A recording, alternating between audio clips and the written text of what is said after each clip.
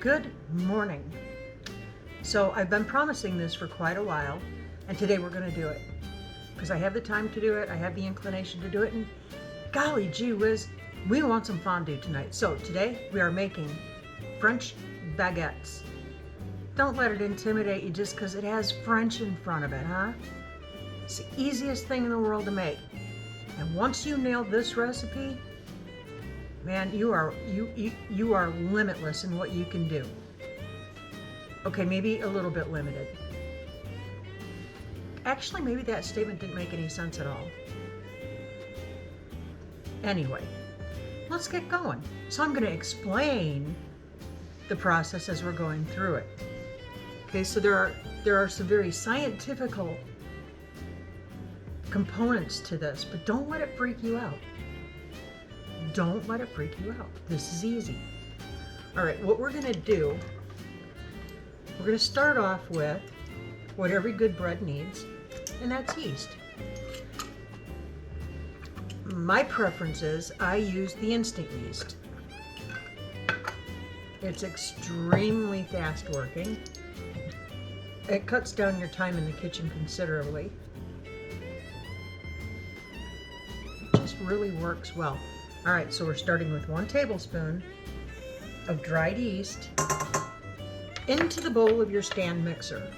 If you can make this without a stand mixer, but if you really want to make your life a little easier, incorporate one of those bad boys. And I'll show you why in a minute. So, the first thing we need is yeast, okay? The second thing we need is something to activate that yeast and get it really happy and going. And that's going to be sugar of some sort or honey. Now, I'm not saying that I have any friends who are beekeepers or anything, but I am going to say that if I had friends that had beekeepers who also enjoyed the things that come out of my kitchen, it might be a nice idea to give me some honey. Honey. And then we need 2 cups of warm water. Just warm. You don't want it hot because that'll kill your yeast. 2 cups of warm water. Now when I say warm, I mean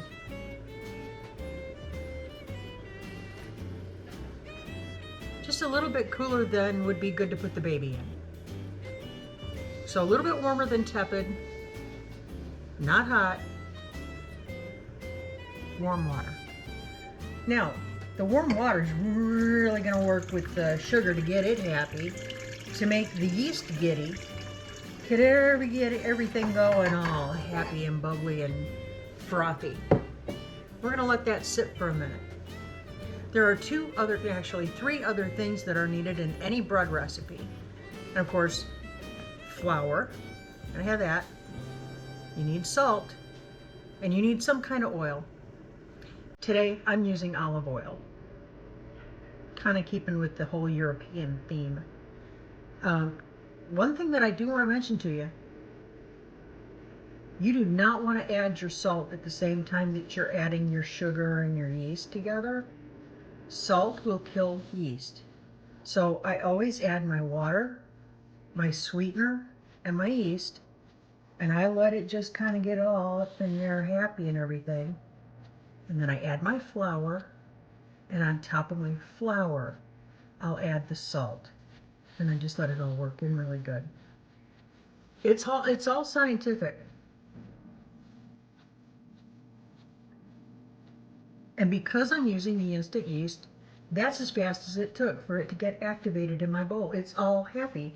I mean, they're like celebrating Kwanzaa, Hanukkah, Christmas, all the holidays in this bowl right here. They're so happy. It's a beautiful thing.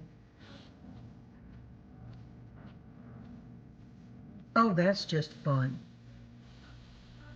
Okay, we're good to go. All right, so we're going to add our flour. Now, one thing I like to keep, so I have a KitchenAid mixer, and I like to keep the speed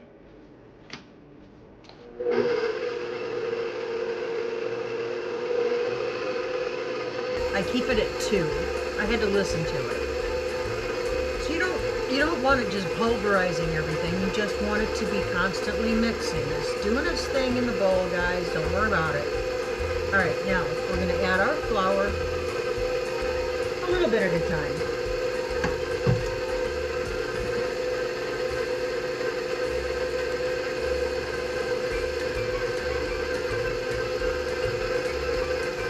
And then we're going to let the dough cook, just kind of incorporate all that dough in. It's a beautiful thing.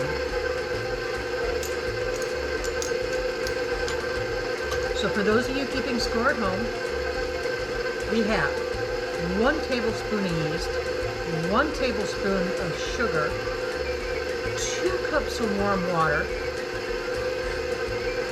To that, we're going to add a total of, kind of depends on what my humidity is in here.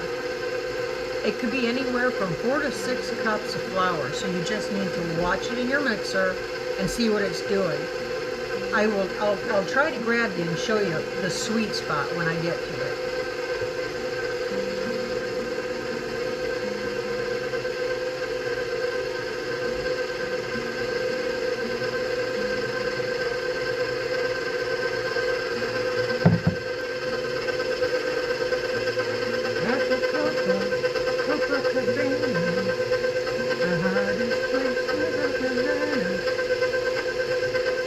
It's like a disco in there. They're having a great time.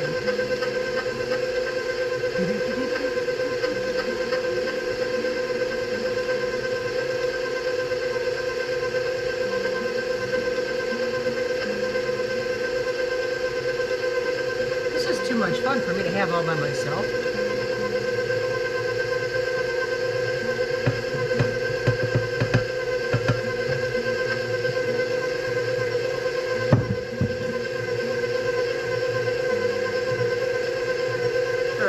So now I'm going to add my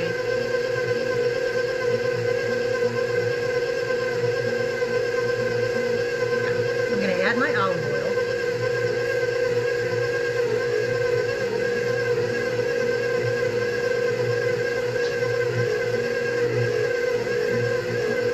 And I'm eyeballing it, guys. You're going to want to use a measuring spoon if you're not used to doing a whole lot of baking. But I know what 3 tablespoons looks like. Adding this in here, and I like to use, you can use vegetable oil, you can use canola oil, whatever oil you choose. For this particular recipe, I wanted to use the olive oil because, again, it's kind of keeping back to the European base, and it just gives it a really nice subtle flavor.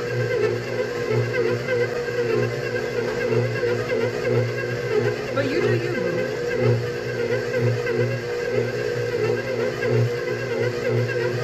Finally, we're going to add about a teaspoon and a half of flour.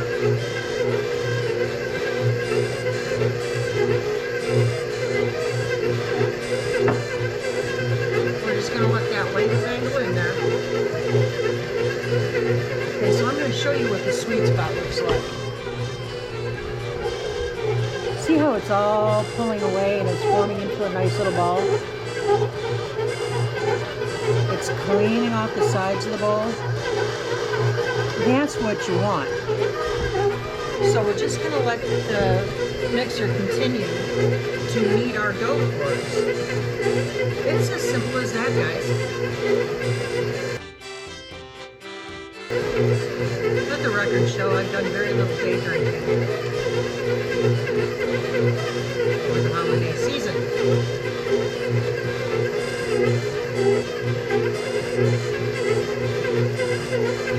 I'm just kidding. I've done 0. I'm drinking Kool-Aid. It's cheaper than soda pop and better for you too. Alright.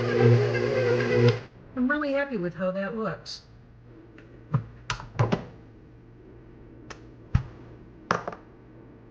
Now when you go to pull it off of your beater bar, it should feel elastic eat and pliable,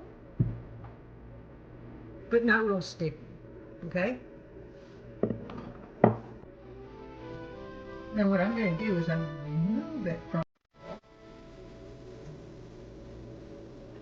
and I'm going to work it with my hands.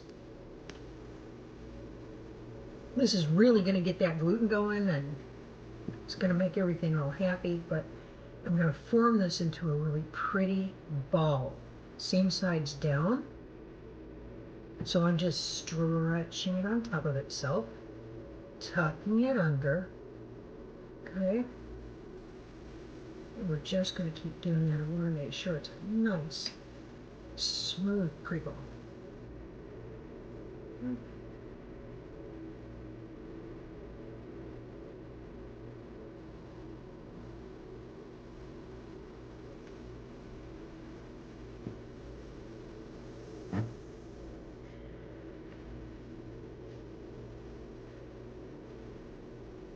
Baguettes are one of my favorite things to make. It didn't always used to be that. For years, I couldn't make bread to save my soul. Couldn't do it. I had no knack for it. And then, one day about 10 years ago, I came across this recipe called No-Fail Amish White Bread. Simple, simple recipe. I got my nerve up, and I decided, you know what, I'm going to give it a try. So I did. And it was successful. Prettiest bread I'd ever seen. It was so pretty. And I was very proud of myself. I felt very accomplished. But then that jumped me off into so many other things that I could do with that dough recipe. For instance, pizza dough. It's an amazing pizza dough. If you have a wood-fired pizza oven, like I do, that is a great, great pizza dough recipe. Holds up beautifully in that high, fast temperature. Cinnamon rolls was another thing. Well, since I had met with success on that recipe, I thought, well, maybe I could be successful with some other stuff. So I started venturing out. I fine-tuned my bacon cheddar bread. That's a hit. I mean, I can't make that often enough. That is Joel's favorite. Make that with a big pot of chili or a big pot of ham and bean soup. Oh, honey, I need to make bacon cheddar bread to go with our ham and bean soup tomorrow. Okay. I'm not going to argue with that. I know, his enthusiasm is just... Alright. I'm going to lightly oil my bowl. Same bowl I was using, guys.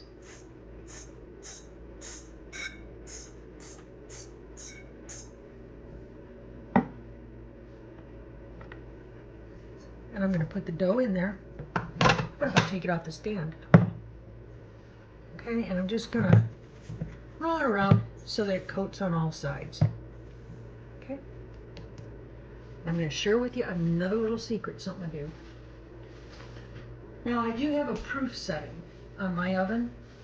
I'm not going to use that because not all ovens have it. So, my simple way of doing this, I turn the oven on to the lowest setting it has. For me, it's 175 degrees Fahrenheit, in case you're out of the country watching this. So, I just let it get warm.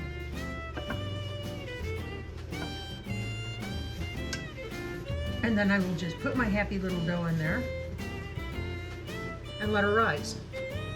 I'm going to let it rise until it's about double in size. While the oven's heating up, I'm going to manipulate a warm, damp cloth over the top of my bowl. And what I do is I just bring it around, tuck it in of itself in the handle of the bowl. If your mixing bowl doesn't have a handle, don't fret. Just put a towel over it. call it good.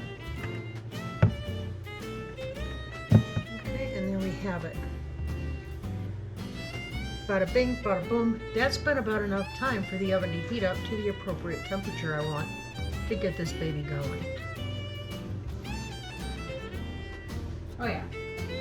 Turning it off. And now I'm placing my bowl with my dough right inside. And we're gonna get them a little happy up in there. So while they're sunning their buns, we're gonna go do something else for a few minutes. So I'll be right back.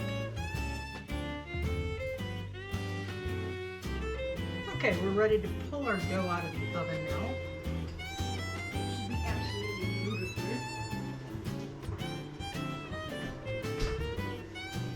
We're going to see what this looks like. Ah! It doesn't get any better than that. Look at that. Nice and pretty.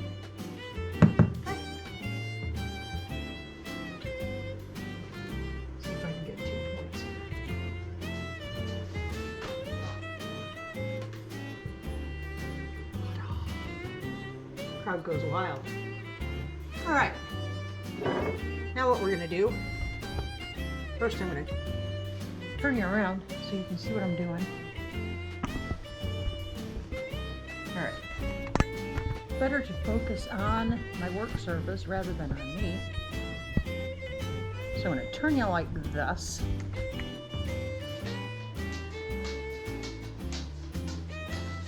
Hang on. Gotta get the juice.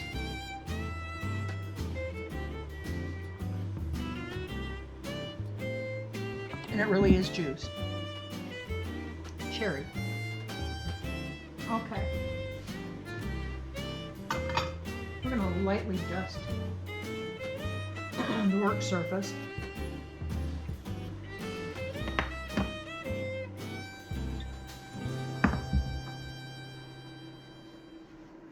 So I just kind of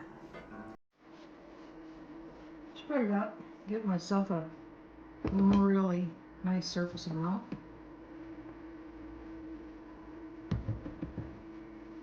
Let's make some magic.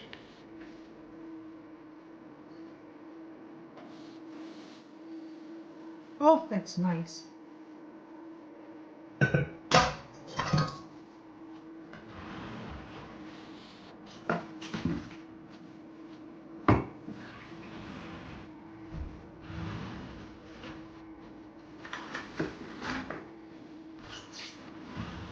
Okay, what we want to do in this step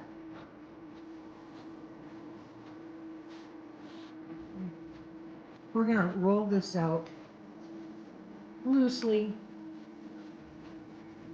into somewhat of a rectangle.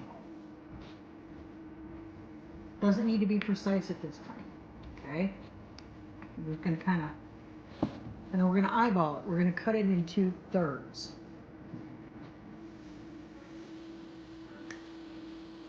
And so, that looks good.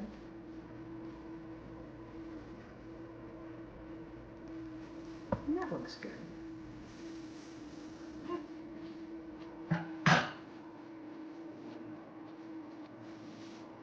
Now I'm going to go ahead and I'm going to just kind of ball these up again, tucking under. See, until I have a nice, neat little ball. Okay?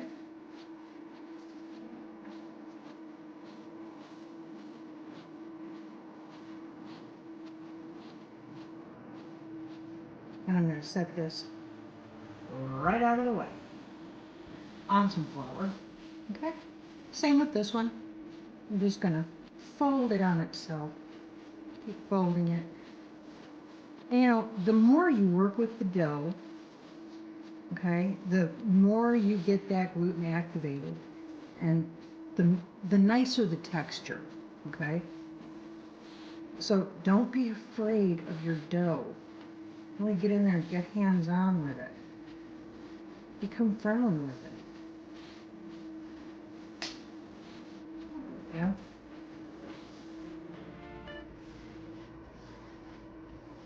Make sure you keep your surface nice and floured. Okay?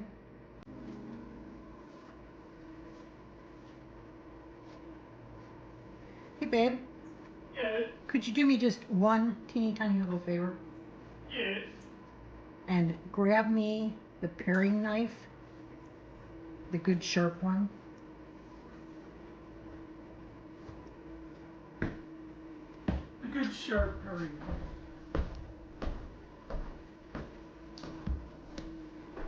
Okay. Now, let's get this shaped. What we're looking for is a rectangle. One good sharp curry. If that's a cheese knife. Get me a paring knife, please. One good sharp paring knife. Perfect. Thank you so much. You're welcome. So much. Put the cheese knife back. Oh. I help you. Boy, you are super happy, healthy guy.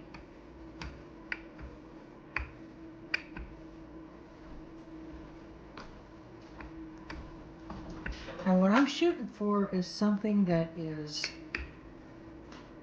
roughly 12 inches. Maybe a little more.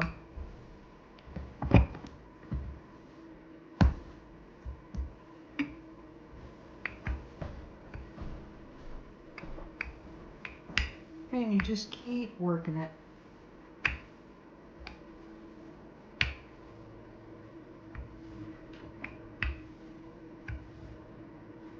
Keep working it.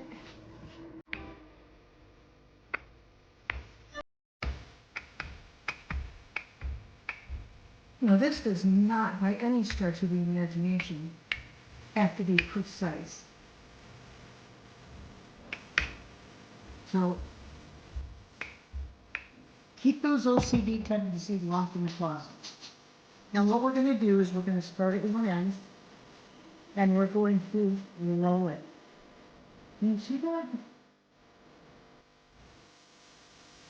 Yeah. Now I can kind of give it a look. Roll it there. Now back over and we're going to pinch to seal the seams. Yeah. Just like that. Just like that.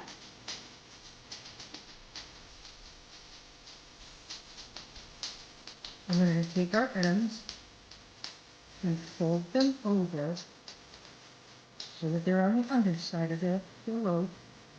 Okay, and pinch, seal. You don't want these to come undone, so really get in there and pinch them. Just pinch the dickens out of them.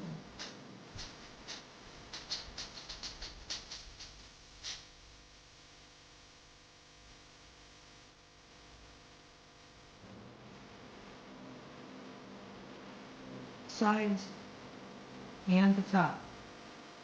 So everything pinched shut.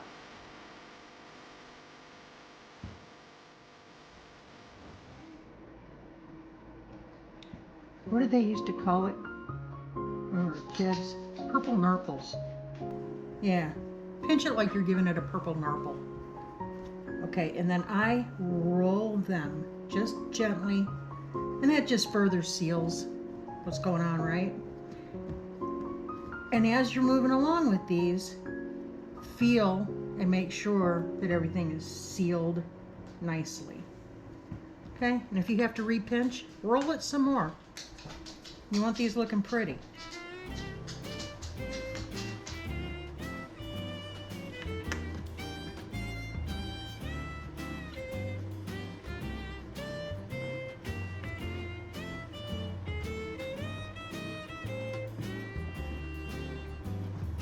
What pray tell are you doing?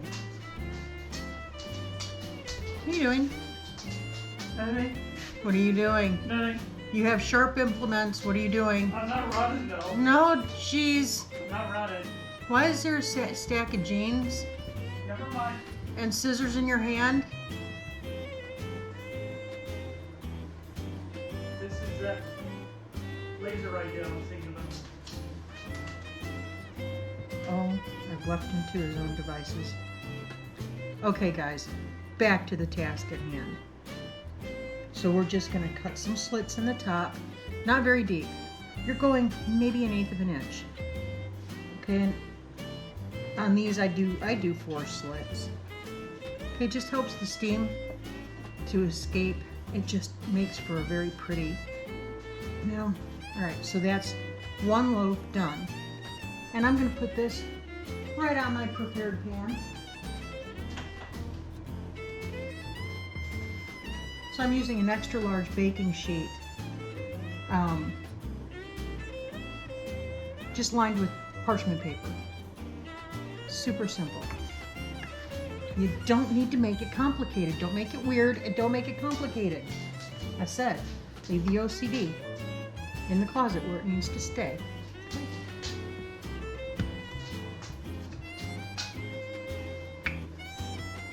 Now, loaf number 2.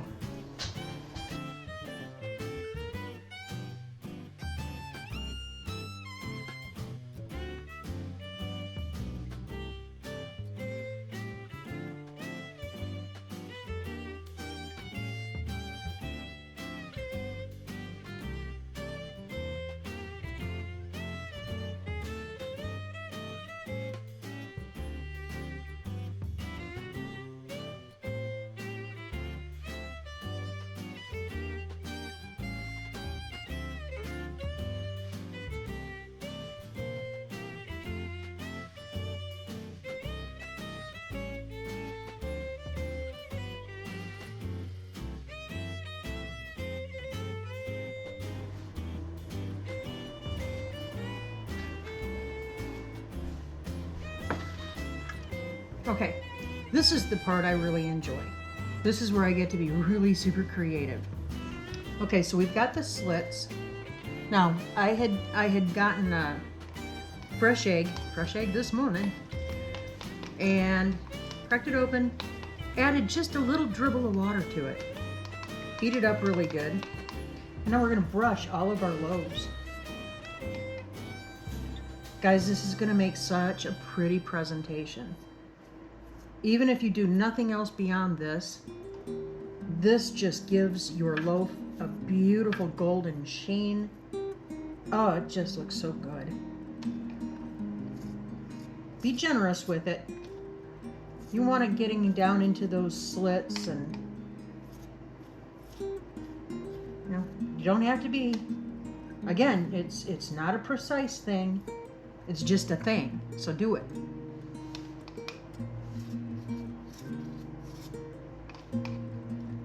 And what I am going to do then, I'm going to get a little creative.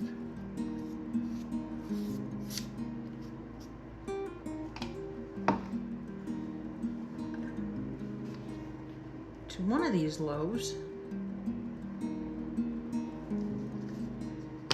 I'm going to add some Italian seasoning. It's just an Italian seasoning blend.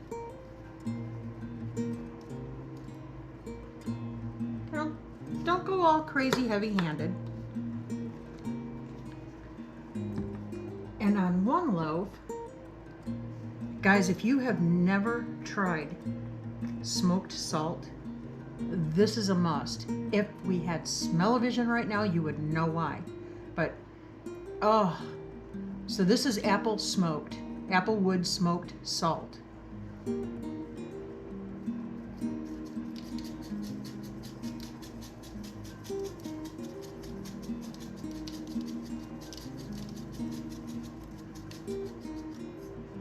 Just a little sprinkling. And then on my third loaf, I thought I'd dance it up a little bit. So we're gonna do some red pepper flake.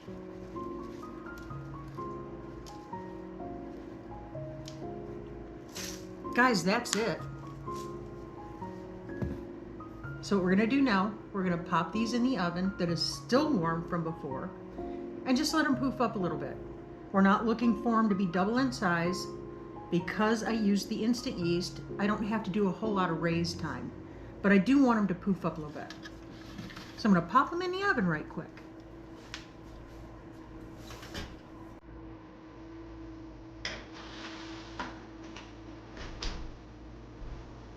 So while it's doing its thing in there, I'm going to take the opportunity to clean up my mess.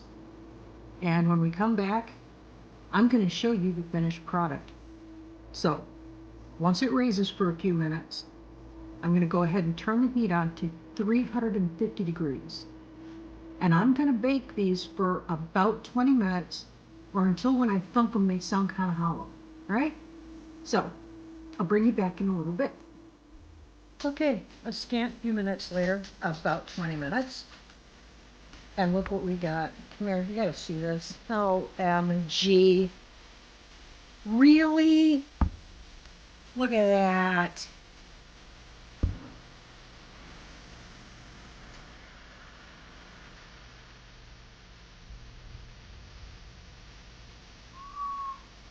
Now look, guys. So this one clearly is a lot bigger than the other two. That's okay. These two are going to be used for fondue. These are going to be used for our ham and bean soup tomorrow. Dudes, I'm telling you, it really is that simple. Okay? It is. You can do this. You should do this. Nothing says love in the family like fresh baked bread. So there you go. There's our French baguettes. See how pretty that sounds? Guys, don't be afraid to step out of your comfort zone. Try something you've never done before. Bake some bread. It's a good time. Okay, that's all I got for now. Be happy, be safe, no drinking and driving this weekend or anytime. And yeah, continue to be blessed. Keep the attitude of gratitude, keep looking up, say thank you, and I'll catch you on the flip.